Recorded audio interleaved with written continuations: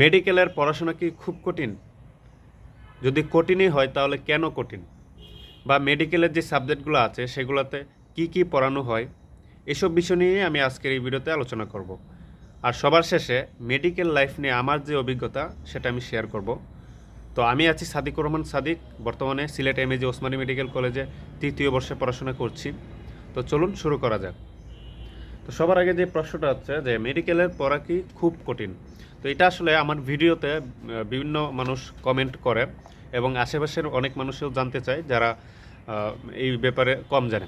ওকে, তাহলে প্রথমে যদি মেডিকেলের পড়া কি খুব কঠিন, এটা আসলে আহ, এক বাক্যে বলা যাবে না, অনেক কিছু বিশ্লেষণ করে তারপরে আপনারাই আসলে এইটা সম্পর্কে মতামত নিতে পারবেন। হ্যাঁ, আচ্ছা, তাহলে প্রথমে হচ্ছে যে কি কি সাবজেক্ট পড়ানো হয় সেগুলো একটু বলি।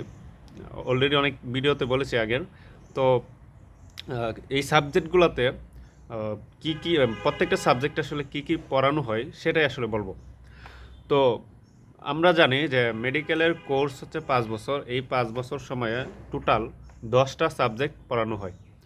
তাহলে প্রথম যে ফেজ আছে 4টা ফেজ। তো প্রথম ফেজে 3টে সাবজেক্ট পড়ানো হয়: অ্যানাটমি, ফিজিওলজি, বায়োকেমিস্ট্রি। ওকে, তো এটা হচ্ছে 1.5 বছরের একটা কোর্স। তো এই 1.5 বছরে এই 3টে সাবজেক্ট পড়ানো হয়।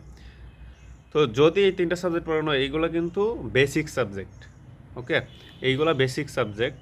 তো অ্যানাটমি কি? শরীরের সম্পর্কে, শরীরে বিভিন্ন অঙ্গ প্রত্যঙ্গ, তারপরে হাড়, হ্যাঁ, যা আছে শরীর সবগুলো সম্পর্কে একটু বিস্তারিত ধারণা নেওয়া হয়।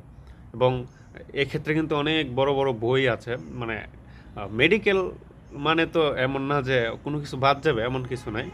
এখানে বইয়ের অভাব নাই। প্রত্যেকটা সাবজেক্টের জন্য অনেক রাইটারের বই আছে। তবে একাডেমিক লেভেলে একটা করে বই বা সর্বোচ্চ 2টা করে বই পড়ে আর কি স্টুডেন্টরা। আচ্ছা, তাহলে অ্যানাটমি গেল। অ্যানাটমি মানে হচ্ছে শরীরের সম্পর্কে, শরীরের হাত পা, বিভিন্ন অঙ্গ, ইন্টারনাল এবং এক্সটার্নাল সব কিছু আর কি। তো এগুলো গেল। তারপরে ফিজিওলজি। ফিজিওলজিতে কি? ফিজিওলজিতে আপনার হচ্ছে আমরা নর্মাল শরীরের যেই ফাংশন, যে কাজ করতেছে, বা ধরেন আপনি একটু দৌড়াদৌড়ি করলেন বা খেলাধুলা করলেন তখন কিন্তু আপনার কি হয়, শরীরে এক্সাইটমেন্ট কাজ করে। তো এইগুলো আসলে তাহলে এই এক্সাইটমেন্ট কেন হয়, বা শরীরে আসলে কিভাবে এটা হচ্ছে, বা আপনি যে ঘামছেন কেন ঘামছেন, এগুলো আর কি। এবং আপনি যখন একটা খারাপ দুঃসংবাদ সংবাদ শুনেন তখন কিন্তু আপনার কি দুঃখ হয়, বা আপনার তখন দেখা গেছে হার্টের প্রবলেম হয়, হার্টবিট কখনো কখনো কমে যায়, কখনো বেড়ে যায়। তো এইগুলো সম্পর্কে আসলে ফিজিওলজিতে পড়ানো হয়। তো ফিজিওলজি এটা হচ্ছে নর্মাল বডি ফাংশন এক কথায়। এবং বায়োকেমিস্ট্রি মানে বিভিন্ন এই আমরা কেমিক্যাল যে পদার্থগুলো আছে, বিভিন্ন ফুড বলেন, নিউট্রিশন বলেন, হ্যাঁ, তারপরে আমরা ইন্টারে অনেকে ডিএনএ আরএনএ এইগুলো সম্পর্কে বায়োকেমিস্ট্রিতে পড়ানো হয়, মানে নাম শুনে বোঝা যায়। তো এইগুলা হচ্ছে প্রথম যে ফেজ আছে সেখানে আমরা এটা পড়ি। তো এরপরে আমরা যখন থার্ড ইয়ারে উঠবো, থার্ড ইয়ারে আরও 2টা সাবজেক্ট বর্তমানে: ফরেনসিক মেডিসিন আর ফার্মাকোলজি। তো ফরেনসিক মেডিসিন কি? ফরেনসিক মেডিসিন মানে মেডিসিনের সাথে যে আমাদের আইনবিদ্যা আছে সেটা আর কি পড়ানো হয় বিস্তারিত। যেমন একটা ইনজুরি হলে সেটা কীরকম ইনজুরি দেখে বোঝা যায়। হ্যাঁ, বিভিন্ন টাইপ আছে, আপনারা বুঝবেন না। এটা কি ছুরি দিয়ে কাটছে, এটা কি লাঠি দিয়ে, আপনার বাড়ি দিয়ে তারপরে এটা ফুলছে কিনা, বা এরকম এরকম সম্পর্কে পড়ানো হয়। তবে ফরেনসিকের সবচেয়ে বেশি ইম্পর্ট্যান্ট যেটা, সেটা হচ্ছে যে হ্যাঙ্গিং, বা কোনো মানুষ যখন মারা যায়, এটা হ্যাঙ্গিং হতে পারে, বা কোনো অ্যাক্সিডেন্টাল কজে হতে পারে, বিষ খেয়ে অনেকে আত্মহত্যা করে। তো এই বিষয়গুলো কিন্তু পরবর্তীতে লাগে একজন ডাক্তারকে, কিন্তু এগুলো মানে কোর্টে গিয়ে পেশ করতে হয়, তাই না, সাক্ষী দিতে হয়। তো এই বিষয়গুলো সম্পর্কে অবশ্যই জ্ঞান রাখতে হয়, তাই এটা হচ্ছে ফরেনসিক মেডিসিন। তারপরে হচ্ছে আপনার ফার্মাকোলজি। হ্যাঁ, থার্ড ইয়ারে। তো ফার্মাকোলজি, ফার্মা মানে ফার্মেসি, নাম শুনেই বোঝা যাচ্ছে যে এখানে ওষুধ নিয়ে বিস্তারিত আলোচনা করা হয়। তাহলে যত ওষুধ আছে আমাদের মেডিকেল সেক্টরে সব সম্পর্কে এই ফার্মাকোলজিতে পড়ানো হয়। একটা ওষুধ আসলে কোন টাইপের, কি কি কাজ করে, তারপরে এই ওষুধগুলার ফাংশন কি, কি কি কাজে ইউজ হয়, এবং এই ওষুধগুলো কাকে দেওয়া যাবে না, এরকম আর কি বিস্তারিত পড়তে হয়। কিভাবে কাজ করে এই মেকানিজম, এটা হচ্ছে মেইন। তো এই ফার্মাকোলজি থার্ড ইয়ারে পড়তে হয়। তাই 2টা সাবজেক্ট গেলো। এখন ফোর্থ ইয়ারে যখন থার্ড ফেজ, তো তখন আবার 3টা সাবজেক্ট। ঠিক আছে, 3টা সাবজেক্ট কী কী? 3টা সাবজেক্ট হচ্ছে প্যাথোলজি, মাইক্রোবায়োলজি এবং কমিউনিটি মেডিসিন। তো প্যাথোলজি মানে হচ্ছে আমরা একটা ডিজিজের কারণ সম্পর্কে জানবো, ডিজিজ সম্পর্কে পড়াশোনা। হ্যাঁ, যে কোনো একটা রোগ কেন এটা হলো বডিতে, কেন এটা একটা ধরেন একটা ফুরা হইলো বা একটা চাকা হইলো, কেন হইলো, হ্যাঁ, মেকানিজম কি। আমরা অনেকে ইন্টারে ফেগোসাইটোসিসের ফাংশন মানে কীভাবে কাজ করে এগুলো কিন্তু পড়ছি। তো এইখানেই আসলে এরকমটা হয় আর কি, প্যাথোলজিতে এরকম টাইপের অনেক কিছু পড়ানো হয়। আচ্ছা, তারপরে মাইক্রোবায়োলজি কি? মাইক্রোবায়োলজি ধরেন হচ্ছে বিভিন্ন ব্যাকটেরিয়া হতে পারে, ভাইরাস হতে পারে, প্যারাসাইটোলজি হতে পারে, প্যারাসাইট, এই সবগুলা মিলে ধরেন একটা রোগ সৃষ্টি হয়, তাই না? একটা ব্যাকটেরিয়া যখন আক্রমণ করে, যেমন টাইফয়েড জ্বর কিন্তু ব্যাকটেরিয়ার মাধ্যমে হতে পারে, ডেঙ্গু জ্বর বা এগুলা কি কি যে অণুজীব আছে সেগুলা পড়তে হয়, সেগুলো সম্পর্কে বিস্তারিত পড়তে হয়। ঠিক আছে, এগুলো হচ্ছে মাইক্রোবায়োলজি। তারপর হচ্ছে কমিউনিটি মেডিসিনে আপনার আমাদের যে পরিবেশের বা আমাদের যে কমিউনিটিতে মানুষের বা বিভিন্ন পশুপালিত এই যেই পশু আছে, হ্যাঁ, গৃহপালিত যে পশু, সরি, সে সেগুলোতেও কিন্তু আসলে যেই রোগ হয়, নর্মাল যেই রোগ সেগুলো সম্পর্কে পড়তে হয় এবং সেগুলোর প্রতিকার পড়তে হয়। আমাদের ধরেন যে মানুষের যে স্যানিটাইজেশন লাগবে, তারপরে পরিষ্কার পরিচ্ছন্ন থাকতে হবে, একটা ঘরে কীভাবে রোগ ছড়াইতে পারে বা এগুলো আমরা কীভাবে প্রতিরোধ করতে পারি, প্রতিকার করতে পারি, এই ব্যাপারে আসলে কমিউনিটি মেডিসিনে পড়ানো হয়। এবং কী কী মেডিসিন আসলে কাজ নর্মালি আমরা ইউজ হয়, এইগুলোর ব্যাপারে আমাদের কমিউনিটি মেডিসিনে পড়ানো হয়। এবং কমিউনিটি মেডিসিন মোটামুটি অনেক শব্দ আছে যেগুলো একটু কঠিন, অনেক বাইরা বলে আর কি, আমি এখনও পড়ি না এটা। আচ্ছা, তো এইগুলো হচ্ছে ফোর্থ ইয়ার। এখন ফিফথ ইয়ার বা লাস্টে, তো এইখানে আমরা কি কি পড়ি? এখানে আমরা হচ্ছে 3টা সাবজেক্ট মেইন। তো 3টা সাবজেক্ট কী কী? মেডিসিন, সার্জারি এবং গাইনি অবস্ট্রিকচিক, এটা। তো এখন এই সাবজেক্টগুলো কিন্তু আবার থার্ড ইয়ার থেকেও টুকটাক পড়তে হয়, মানে নিজে না পড়লেও অ্যাটলিস্ট স্যাররা পড়ায়, মানে লেকচারের মাধ্যমে, এটা একটু বলে দিই। তো এই মেডিসিন নাম শুনে বোঝা যাচ্ছে যে মেডিসিন সম্পর্কে পড়বো। হ্যাঁ, কীভাবে একটা রোগ তৈরি হলো, এটা না, মানে একটা রোগ কীভাবে আমরা ডায়াগনোসিস করব, হ্যাঁ, একজন রোগীর সাথে কথা বলে সেই রোগটা আমরা নির্ণয় করব, তারপরে এটার মধ্যে কী কী ম্যানেজমেন্ট হতে পারে, কী কী ট্রিটমেন্ট হতে পারে, এইগুলো সম্পর্কে মেডিসিন, মানে প্রায় ডাক্তার হয়ে যাব, তো তখন তো মেডিসিনই পড়তে হবে। এবং সার্জারি তো বোঝাই যাচ্ছে যে আমরা এটা হচ্ছে গিয়ে সার্জারির লাইনে, হ্যাঁ, একটা অপারেশন কীভাবে করতে হয়, অপারেশনে কী কী যন্ত্র লাগে, তারপরে এই ব্যাপারে আসলে বিস্তারিত পড়তে হয়, বোঝা যাচ্ছে। এবং গাইনি যে সাবজেক্টটা আছে, যে আমাদের যে আমাদের যে কি নর্মালি যে সেক্সুয়ালি যে ডিসঅর্ডারগুলো আছে, এবং বিশেষ করে ফিমেলের ক্ষেত্রে বা ধরেন যে ফিমেল কেস ক্ষেত্রে ডেলিভারি বা এই ব্যাপারগুলো আর কি পড়তে হয় এবং অপারেশনও করতে হয়। এবং আমরা আসলে এক্ষেত্রে কিন্তু খুব গুরুত্বপূর্ণ, এটা একটা সাবজেক্ট যারা এটা নিয়ে ক্যারিয়ার করে ভবিষ্যতে। অবশ্যই সবগুলোই গুরুত্বপূর্ণ, কারণ আপনি যখন এটা হচ্ছে বেস তৈরি হচ্ছে, এমবিবিএস হচ্ছে গিয়ে বেস তৈরি হচ্ছে, এরপরে আপনার আরও অনেক জার্নি আছে, তো এখানে খুব ভালো করে পড়তে হয়। তো এই হচ্ছে আমাদের সাবজেক্ট যে রিভিউগুলা, এইগুলা দিলাম। এখন কেন কঠিন এটার ব্যাপারে এখন বলি। আচ্ছা, এই যে এতক্ষণ ধরে কথা বললাম, তো এগুলো তো আসলে আমি 8 মিনিটে বলে ফেললাম, হ্যাঁ, কী কী সাবজেক্টে কী কী পড়তে হবে। বাট এর ভিতরে অনেক কিছু পড়াশোনা আছে, আপনার পড়াশোনার বাইরেও অনেক কিছু আছে, আপনার পরিবেশের সাথে মিলতে হবে, তারপরে হচ্ছে আপনার যে ফ্রেন্ড সার্কেল, আপনার রুলমেট সব কিছু মিলিয়ে আসলে একটা মেডিকেল লাইফ, হ্যাঁ, হলে থাকতে হবে বা এইগুলো আর কি। তো এখন কথা হচ্ছে গিয়ে যে আমরা কেন কঠিন বলি বা সহজ বলি। তো এখন আপনি যখন একটা কাজ নিজে নিজে যখন করতে পারবেন, মানে আগ্রহ থাকবে, তখন কিন্তু ওই কাজটা খুব সহজে করতে পারবেন। হ্যাঁ, তো মেডিকেলে যারা আসবেন, যাদের আগ্রহ আছে না আমি একজন ডাক্তার হব এবং আমাকে একটু পরিশ্রম করতে হবে, তারা কিন্তু আসতে পারেন। তাদের জন্য কিন্তু সহজ হবে। এবং যারা কিন্তু অনেকে ইঞ্জিনিয়ারিং বা ভার্সিটির প্রিপারেশন নিয়ে মেডিকেলে চান্স পায়, তারাও আসে। তো তাদের ক্ষেত্রে কিন্তু ম্যাক্সিমামের ক্ষেত্রে এটা কিন্তু মানে তারা হজম করতে পারে না মেডিকেলের যে প্রেশারটা। তো প্রেশারটা কেন কঠিন, কেন, এটা আপনারাই ডিসাইড করবেন। তবে প্রেশার আছে, এটা আমি বলি কেন। কারণ প্রচুর এক্সাম দিতে হয়। ওকে, মেডিকেলে প্রচুর এক্সাম দিতে হয়, আপনার ডেইলি এক্সাম। এই যে আমি এখন ভিডিওটা করছি, হয়তো বা বিশ্বাস করবেন না, 12টার দিকেই আমার একটা এক্সাম আছে এবং আমি যেতে হবে আমার। তো এই হচ্ছে কথা, এক্সাম থাকবে প্রচুর এবং এটা হচ্ছে ডেইলি এক্সাম থাকবে। ধরেন সপ্তাহে 4-5 দিনে এক্সাম থাকে মোটামুটি। 6 দিনের মধ্যে 4 দিন বা 3 দিন তো থাকেই শিওর এক্সাম। এটা বলে আইটেম। তারপরে এই কতগুলো আইটেমের পরে কার্ডের পরে আবার টার্মের পরে ফ্রপ, তারপরে একটা ফেজ শেষ হয় এইভাবে। তো এগুলা নিয়ে আমি অন্য একটা ভিডিওতে বলবো পরীক্ষা নিয়ে। তো প্রেশার আছে। তো আপনার ভার্সিটিতে নর্মালি কী হয়, ধরেন যে আপনি পড়াশোনা করলেন 3 মাস বা 6 মাস পর পর একটা পরীক্ষা দিবেন, দিয়ে আবার ওইটা আর কখনো পড়া লাগে না। বাট আমাদের ক্ষেত্রে এটা না, আপনি ডেইলি পড়তে হয়, ডেইলি প্রায় এক্সাম থাকে, তখন তো আপনার ডেইলি পড়তেই হবে। আবার এই এক্সামে ফেল করলে বা এক্সাম না দিলে অন্য আরেকদিন দিতে হবে, তখন কিন্তু অনেকগুলো এক্সাম একসাথে হয়ে যায়, তখন কিন্তু প্রেশারটা আরও বেশি ক্রিয়েট হয়। এই জন্য প্রত্যেক দিনের পড়া প্রত্যেক দিনই পড়তে হয়। তো এইটার কারণে হচ্ছে আপনি চাইলে কিন্তু এই প্রফেশনে এসে বা মেডিকেলে এসে আপনি আসে না দেন বাইরের ফ্রেন্ডদের সাথে একটু ঘোরাঘুরি করলেন বা একটু সময় কাটালেন, এগুলো আসলে খুব বেশি একটা হয় না। যখন ছুটি থাকে তখন হয়। আবার ছুটি আছে, আমি এটা সম্পর্কে বলবো।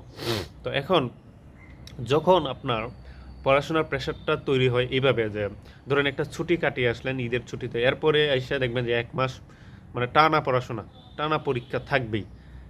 ওকে, তো এইটার কারণে আসলে প্রেশারটা তৈরি হয়। এবং আমরা যদি এটাকে আরেকটু বিশ্লেষণ করি এইভাবে, যে ছুটি নিয়ে, যে আমরা ছুটি কখন পাই?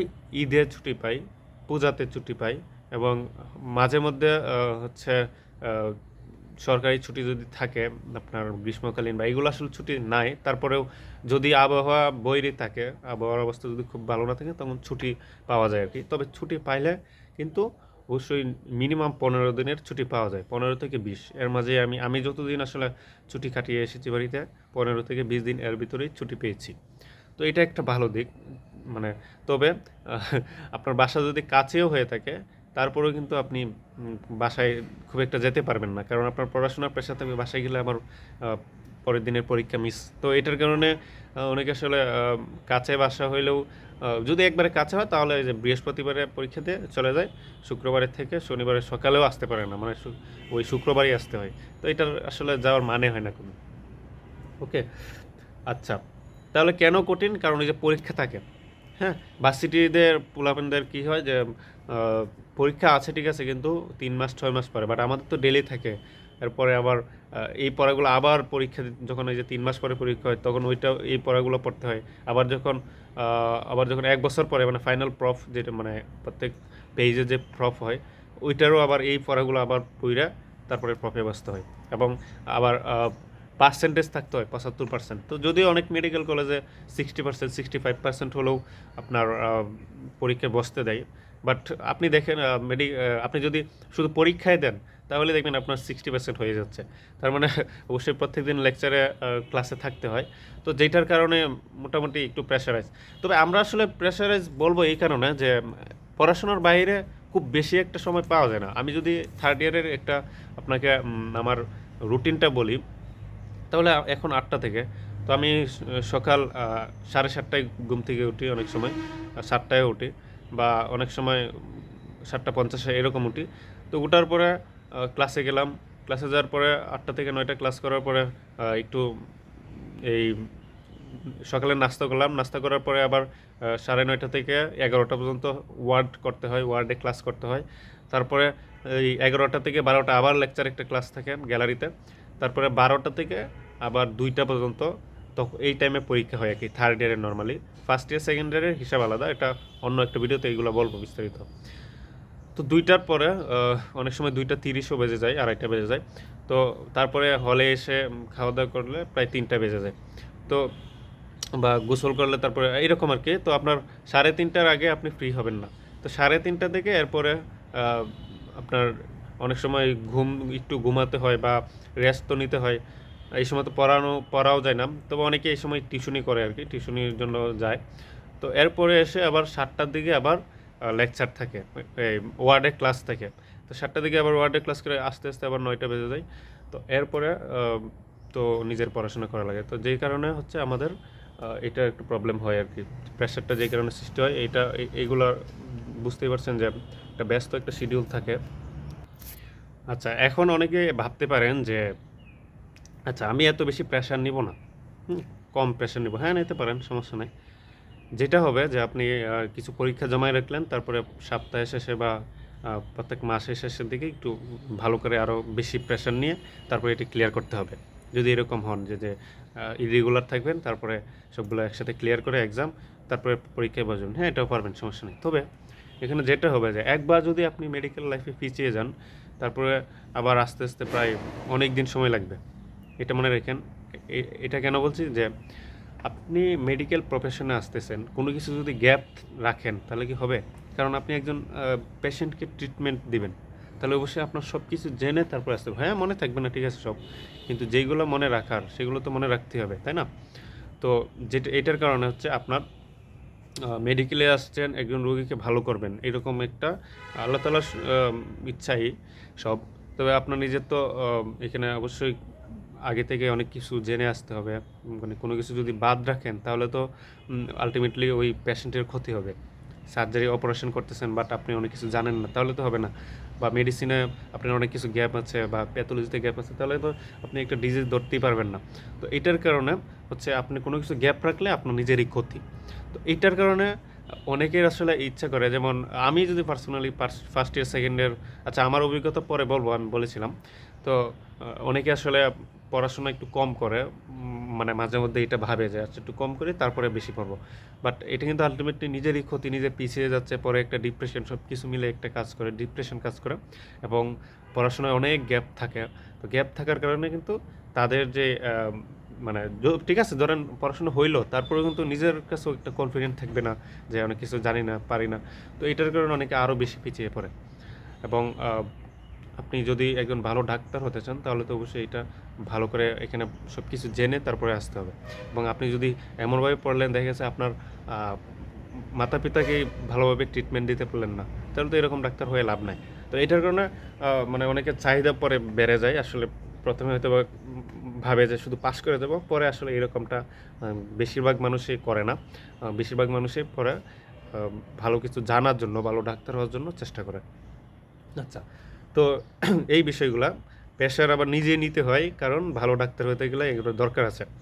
এখন হচ্ছে আপনার আমার অভিজ্ঞতা এটার ক্ষেত্রে বলবো যে আমি আসলে মেডিকেল লাইফটা কীরকম এনজয় করছি বা কীরকম করতেছি, এটার ব্যাপারে আরও 2-3 মিনিট বলবো। তো দেখেন, প্রথম কথা হচ্ছে যে এমবিবিএস যেই কোর্সটা আছে মেডিকেলের প্রথম ধাপ, এরপরে কিন্তু আরও অনেক পড়া আছে। তবে এমবিবিএসে যারা অনেক বেশি কষ্ট করে, অনেক বেশি পড়াশোনা করে, তাদের জন্য পরবর্তী লাইফটা সহজ হয়ে যায়। এই জন্য এই এমবিবিএস লাইফে মানুষ বেশি প্রেশার নেয়, এবং আমি সেটা নিচ্ছি আমার ক্ষেত্রে। এবং এটা নিতে হবে, কারণ পরবর্তীতে অনেক কিছু থাকবে, আপনার সংসার থাকবে, সংসারের ঝামেলা, এই ঝামেলা, ফাইন্যান্সিয়াল ক্রাইসিস, অনেক কিছু থাকবে। তো সেগুলো ম্যানেজমেন্ট করতে গিয়ে আপনার পড়াশোনাটা তেমন খুব বেশি একটা হবে না। হয়তো আপনি 2-3 মাস ভালোভাবে করতে পারেন, এরপরে আবার পারবেন না। তো এটার কারণে আমি কিন্তু এইগুলো আসলে এখন রিয়েলাইজ করতে পারতেছি। ফার্স্ট ইয়ার সেকেন্ড ইয়ারে বেশি একটা রিয়েলাইজ করতে পারি নাই। আমি ফার্স্ট ইয়ার সেকেন্ড ইয়ারে খুব বেশি একটা মানে পড়া বাদ দিই না এমন না, বাট আছে না যে নিজের কনফিডেন্ট সহ পড়াশোনা করছি, এরকমটা আসলে পারি নাই। তবে অনেক পড়ছি অবশ্যই, না পারলে তো আমি আসলে এটা পাস করতে পারতাম না। তবে ওই নিজের যে কনফিডেন্ট ওইটা ছিল না আর কি। তবে বর্তমানে আমি থার্ড ইয়ার থেকে খুব বেশি রেগুলার, এবং খুব কম ক্লাস মিস হয়েছে আমার। এবং এটা রেগুলার হওয়ার কারণ হচ্ছে যে এই এমবিবিএসের পড়াশোনায় কিন্তু পরবর্তীতে কাজে লাগবে। আপনি যখন পোস্ট গ্রাজুয়েশনে করবেন, এফসিপিএস, এমডিএম, এমআরসিপি, যা ডিগ্রি নিতে চান না, বিসিএস ক্যাডার হতে চান, এই পড়াশোনাগুলোই পরে কাজে লাগে। তো এটার কারণে আমি এখন থেকে অনেক সিরিয়াস। এখন আমার বেশি কঠিন বা সহজ এটা যদি বলতে চাই, যে পড়াশোনা আমার কাছে খুব বেশি একটা কঠিন মনে হয় না। মানে বুঝতে গিয়ে বা কোনো কিছু পড়তে গিয়ে আমার খুব বেশি একটা কঠিন মনে হয় না। তবে পড়াটা অনেক বেশি আর কি, হিউজ পড়া, এটার কারণে একটু কঠিন মনে হয়। কারণ হচ্ছে প্রত্যেক দিনই পড়া থাকে, এটার কারণে কঠিন মনে হয়। আর সহজ বলতে পড়াশোনা বুঝতে গিয়ে তেমন কোনো কঠিন মনে হয় না, তবে পড়ার পরিধিটা অনেক বেশি বড়। ওকে। আর যখন একটা ছুটিতে থাকি 15-20 দিন, তখন আসলে অনেক ভালো লাগে। যখন দেখি যে সামনে 10 দিন পরে ছুটি, তখন এটা ভাবতে অনেক ভালো লাগে। আর প্রেশার একটা রোলার কোস্টার যায় আর কি মাঝে মধ্যে পড়াশোনাটা, কারণ ওই পরীক্ষা প্রত্যেকদিন পরীক্ষা এগুলো আসলে কি ভালো লাগে সবার বলেন? তো এইটার কারণে মাঝে মধ্যে খুব মানে কষ্ট হয় যখন আর সবচেয়ে কঠিন সময়টা হচ্ছে প্রফেশনাল পরীক্ষা। আপনি আইটেম ডেইলি পরীক্ষা একটু কম পড়ে গেলেও পাস করে ফেলতে পারেন, বা কার্ড টার্মও পাস করা ইজি। তবে প্রফ আসলে এটাও পাস করা ইজি, তবে ওই তখন একটু বেশি পড়তে হয়, কারণ আপনার পুরো একটা সাবজেক্ট আপনার মাথার মধ্যে থাকতে হয়, সাবজেক্টের কোনো কিছু আসলে বাদ। তবে যারা আসলে শুরু থেকে পড়ে আইটেম কার্ড টার্ম এগুলো ক্লিয়ার করে তাদের জন্য ইজি হয়ে যায়, আমার জন্য ইজি। তবে তখন আসলে বেশি একটা মানে অনেক বড় একটা সিলেবাস আপনার মাথার ভিতর থাকতে হয়। এটা সম্পর্কে রিটেন পরীক্ষা হয়, ভাইবা পরীক্ষা হয়, এগুলো বলবো অন্য একটা ভিডিওতে। তো এটার কারণে আমার কাছে মাঝে মধ্যে একটু কঠিন মনে হয় জার্নিটা। আর তবে অনেক টিচার আছেন অনেক ভালো, যারা অনেক টিচার অনেক সাপোর্টিভ, তাদের জন্য জার্নিটা অনেক সহজ মনে হয়। অনেক ফ্রেন্ড আছে, ওরা অনেক সাপোর্টিভ, কেউ পিছিয়ে পড়লে অনেকে হেল্প করে। অনেক আছে এর ব্যতিক্রম, বাট সবাই তো আসলে না। আপনি যাদের সাথে বেশি মিশবেন তারাই তো আপনার কেয়ার, একটু হলেও কেয়ার করবে বা একটু হলেও জিজ্ঞাসা করবে।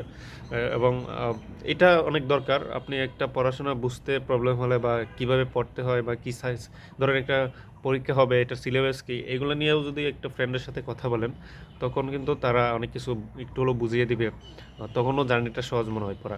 তো ওভারঅল যদি আমি বলি তাহলে পড়াশোনা বুঝতে গিয়ে খুব বেশি প্রবলেম হয় না, তবে পড়াটা আসলে গুছাইতে প্রবলেম হয়, মানে অনেক বড় সিলেবাস তো তার কারণে, এবং প্রত্যেক দিন পরীক্ষা থাকে, এটার কারণে একটু কঠিন মনে হয়। আর বন্ধুবান্ধব শিক্ষক ওনারা যদি ভালো হয় তাহলে জার্নিটা আরও অনেক সহজ হয় আর কি। তো এই ছিল আজকের ভিডিওতে। আমি হয়তো অনেক কিছু টপিক বাদ দিয়েছি, আরও অনেক ভিডিও আসবে এই ব্যাপারে, সেগুলো আপনারা দেখবেন। যদি কোনো কোয়েশ্চেন থাকে তাহলে অবশ্যই কমেন্টে জানান। ভিডিওটা প্রায় 22 মিনিট হয়ে গেছে। তো দেখা হবে পরবর্তী কোনো ভিডিওতে। সে পর্যন্ত ভালো থাকেন, সুস্থ থাকেন। আর একটা কথা লাস্টে একটু বলে দিই, যে ইন্টার লাইফে যারা খুব ভালোভাবে পড়ে, আমি কেমন পড়েছিলাম সেটা নিয়ে অন্য একটা ভিডিওতে বলবো। তবে আমি একটু বলে দিই, আমি মিনিমাম 12 থেকে 15 ঘন্টা পড়েছিলাম। তো যার কারণে আগের পড়াটা যেহেতু আমার অভ্যস্ত আছে, এখন এটা পড়তে পারি, এরকম পড়া এখন পড়লে সমস্যা হয় না।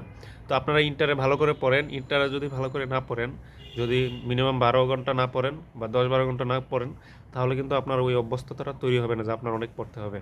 হ্যাঁ, তো ভালো করে পড়েন। দেখা হবে পরবর্তী কোনো ভিডিওতে। আল্লাহ হাফেজ।